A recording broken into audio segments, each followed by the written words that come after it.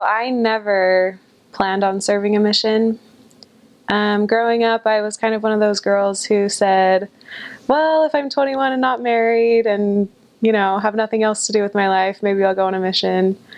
But I got to that point. I went to BYU and I studied there for 4 years. And by the time I got to my senior year, I was trying to figure out what the next step was in my life. Obviously, I had to figure out an internship and maybe a job. I was thinking about grad school, but I kind of had a ton of different options, and a mission was also part of that option, but I didn't think very seriously about it until I was about 21 and a half, and I was looking at different internships and different opportunities, and I really had gone back and forth on the idea of a mission. But I didn't want to go just because all of my friends were serving, because I was at that age when a lot of my friends were either getting married or going on missions. And so there was one point when I was debating back and forth, and I was kind of stressing out because I didn't know what I wanted. And I went to a concert by myself, not on purpose, but I just happened, no one else was able to come with me. And so I went to a concert, a BYU concert, and I was just thinking about what I wanted to do with my life. And the answer came that I didn't really need to worry about it at that point. And so I kind of went through a couple of months continuing to look for internships and looking for what was next for after I graduated.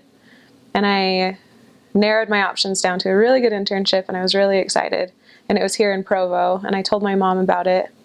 And she was not as excited as I was, which kind of made me upset because I felt pretty good about this direction. And so she told me, maybe, Becca, you should consider starting your papers for a mission and do an internship later. And that didn't really make a lot of sense to me because I was so close to graduating, and logistically it just made sense to do my internship and then maybe think about a mission. But the next day, just to please my mom, I guess, I went to talk to an advisor, and I asked him if people had done that in the past, if they had served a mission, right before completing their internship. And he was all for it. He was super excited about it. He talked to me for 15 minutes about why that would be a good idea. And so after I left his office, I texted my bishop and I said, all right, I want to meet with you. I want to start my papers for a mission.